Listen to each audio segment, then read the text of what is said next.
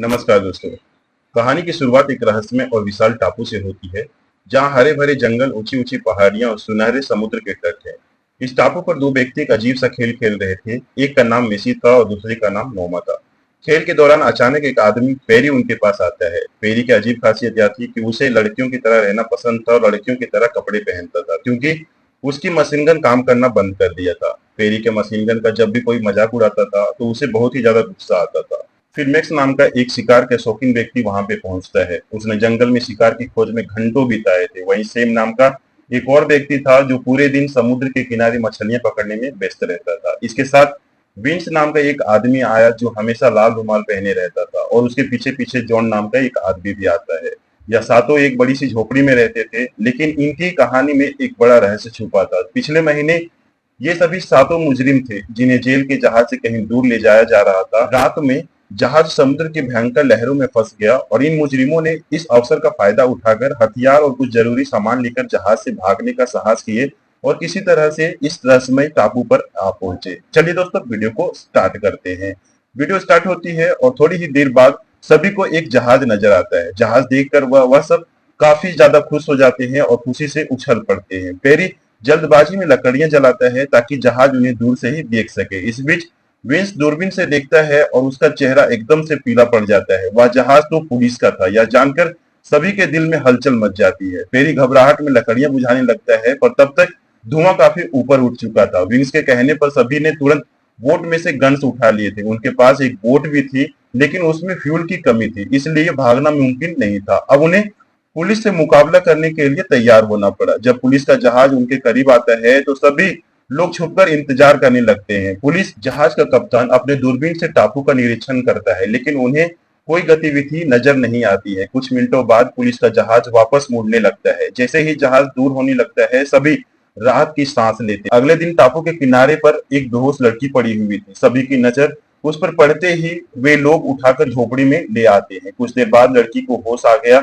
अपने आसपास अजीब चेहरों को देखकर वह डर गई। उसे लगा कि उसकी जान खतरे में है, लेकिन सभी ने उसे समझाया कि वह यहाँ सुरक्षित है। उनकी बात मानकर वह पहले पानी पीने के लिए मांगती है और फिर कुछ खाती है। लड़की ने उन्हें अपना नाम माया बताया। माया ने बताया कि उनका जहाज डूब गया था और किसी तरह से वह इस टापू पर पहुंच गई थी। कई दिनों बाद किसी लड़की को देखकर सभी बदमाशों की आंखों में चमक आ गई थी। रात को जब सभी बदमाश बाहर बैठे बातें कर रहे थे, उसी टाइम पे पेरी माया के साथ बोट में बैठा था। पेरी ने उसे बताया कि वे सभी मुजरिम हैं और भागते भागते इस टापू पर पहुंचे हैं। बदमाशों की नजर बार बार बोट की तरफ जा रही थी। उनका मन कर रहा था कि वो तुरंत बोट में जाकर माया को अपने कब्जे में ले ले। पेरी भी जल्दी ही उन्हें आकर सोने की सलाह देता है, लेकिन कोई उसकी बात पर ध्यान नहीं देता है। सभी का उम्मीद था कि माया जल्दी ही किसी न किसी को अंदर बुलाएगी और उसके साथ मजे करेगी। बोट के अंदर माया को गन्स नजर आती है। उसका दिल चाह रहा था कि वह सभी बदमाशों को मार दे और बोट लेकर वहां से भाग जाए। उसने एक गन उठाई, लेकिन उसे चेक करती है उनकी उम्मीद टूट गई, क्योंकि किसी भी गन में गोलियां नहीं थी। अगले दिन सभी बदमाश माया से कहते हैं कि वे उससे शादी करना चाहते हैं। माया चालाकी से उन्हें समझाती है कि वह हर एक से बारी बारी बात करेगी और जिसे भी वह सबसे अच्छा लगेगी वो उसी से शादी करेगी। यह सुनकर सभी को उसकी बात ठीक लगती है और वो सभी सहमति जता देते हैं। कुछ देर बाद माया मैक्स के साथ टहलने लगी। सबसे पहले मौका मैक्स को मिला था ताकि वह अपनी बातों से माया का दिल जीत सके। उम्र में काफी फर्क होने के बावजूद माया को मैक्स की बातें अच्छी लगती है। माया सोचने के लिए समय मांगती है और मैक्स उत्सुकता से उनकी प्रतिक्रिया का इंतजार करता है। इस बीच बाकी बदमाशों की नजर उस पर टिकी हुई थी। सभी को उम्मीद था कि माया मैक्स को नहीं चुनेगी। रात होते ही मैक्स का दिल उथल पुथल मचाने लगा। उसे माया से प्यार हो गया था और वह उसे किसी भी तरह से पाना चाहता था। उसे दिल में ख्याल आया कि वह सभी को मारकर माया से तुरंत शादी कर ले। मैक्स ने अपने दिल की आवाज सुनी और गन उठाई, लेकिन जब वह ट्रिगर दबाने की कोशिश की तो उसका हाथ कांपने लगा। वह अंदर से डर गया था।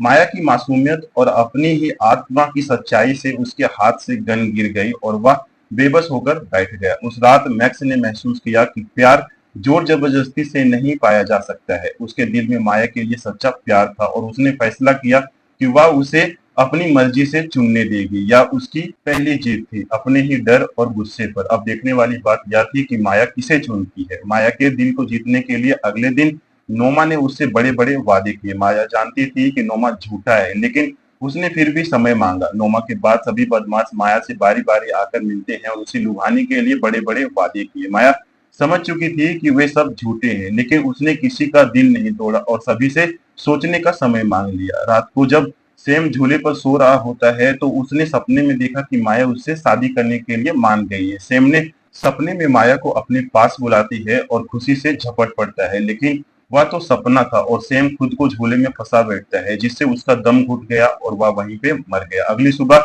सभी बदमाश सैम की मौत पर दुखी थे। उन्होंने किनारे पर उसकी कब्र बना दी। हालांकि विंग्स उसकी मौत से दुखी नहीं था, वह उसे दौड़ में एक प्रतियोगी की कमी के रूप में देख रहा था। स्नेक पालने का शौक था और वह अपने स्नेक से बात भी करता था। अब रात हो जाती है।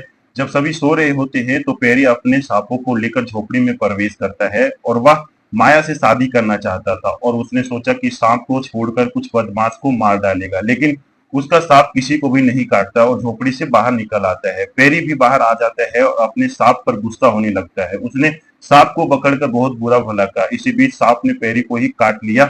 वह सांप जहरीला था, जिससे पेरी की मौके पर ही मौत हो गई। अगले दिन किनारे पर पेरी की भी कब्र बनाई गई। पेरी की मौत से सभी दुखी थे, लेकिन माया के चेहरे पर एक हल्की मुस्कान थी। वह जानती थी कि एक तरह से एक खतरा और टल गया। थोड़ी देर बाद माया नहाने की तैयारी कर रही थी और मेसी चुपके से उसे निहार रहा था। उसी समय जॉन ने एक खतरनाक योजना बना ली थी। उसने सभी को मारने के लिए जहर तैयार कर लिया था। अब मेसी जैसे ही जॉन के पास आता है, जॉन ने उसे चाय का कप दिया और खुद भी एक कप लेकर बैठ गया। जॉन ने मेसी की चाय में जहर मिला दिया था। मेसी को बिल्कुल भी भरोसा नहीं था, इसलिए अपनी चाय बदल ली। देखते ही देखते दोनों चाय पीने लगे। जॉन ने जल्दी ही अपनी चाय पूरी कर ली, जिसके बाद वह तुरंत मर गया। थोड़ी देर बाद जॉन की कब्र भी वहीं पे बन गई। अब सिर्फ 4 बदमाश बचे थे और अब देखना बाकी था कि माया किसके हाथ लगती है। अब हम देखते हैं कि नोमा सिलेंडर को झोपड़ी में एक टेबल के नीचे छुपा दिया था। दरअसल उसने सिलेंडर का गैस लीकेज कर दिया था ताकि वह सारे लोगों को साथ में मार सके। कुछ देर बाद नोमा को छोड़कर सभी लोग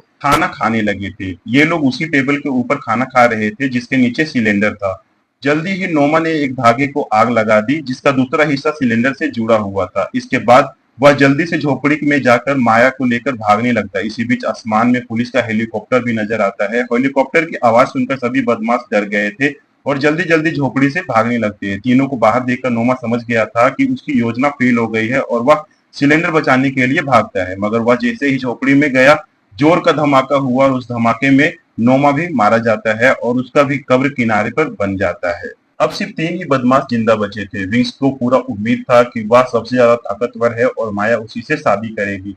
मेसी भी हर हाल में माया से शादी करना चाहता था, लेकिन अब मेसी ने चाकू निकालकर विंग्स को मारने की कोशिश की, मगर विंग्स ने उसे पीट पीट कर उसका भरता निकाल दिया। इसके बाद वह माया को लेकर आगे बढ़ने लगा। उन्हें आगे जाते ही मेसी भी खड़ा हो गया था और वह उनके पीछे पीछे चलने लगा था। उधर विंग्स लगातार आगे बढ़ रहा था। इसी बीच उसका पैर एक जाल में फंस गया और वह दूर गिरकर मर गया। ये जाल को मेसी ने ही तैयार किया था। टापू पर अब सिर्फ 2 ही बदमाश बचे थे। मेसी ने समझाता है कि तुमने विंग्स को मारकर अच्छा किया, लेकिन अब तुम्हें माया को भी भूल जाना चाहिए। मैक्स उसकी बात नहीं मानता, जिसके बाद मेसी उसे समझाता है कि माया को जवान बंदे की जरूरत है और इस टापू पर सिर्फ वही जवान आदमी है। मैक्स खुद को जवान समझ रहा था और वह हर हाल में माया से शादी करना चाहता था। मेसी के बार बार समझाने पर भी जब वह नहीं मानता है तो मेसी उस पर चाकू मारता है। मेसी का हमला जोरदार था, इसलिए वह बुरी तरह से घायल हो जाता है और मरने के कगार पे होता है, लेकिन मरता मरता मैक्स भी मेसी का सामान काट देता है, जिसके बाद उसकी भी तड़प तड़प कर मौत हो गई। अब इस पूरे टापू पर सिर्फ माया ही जिंदा बची थी, जबकि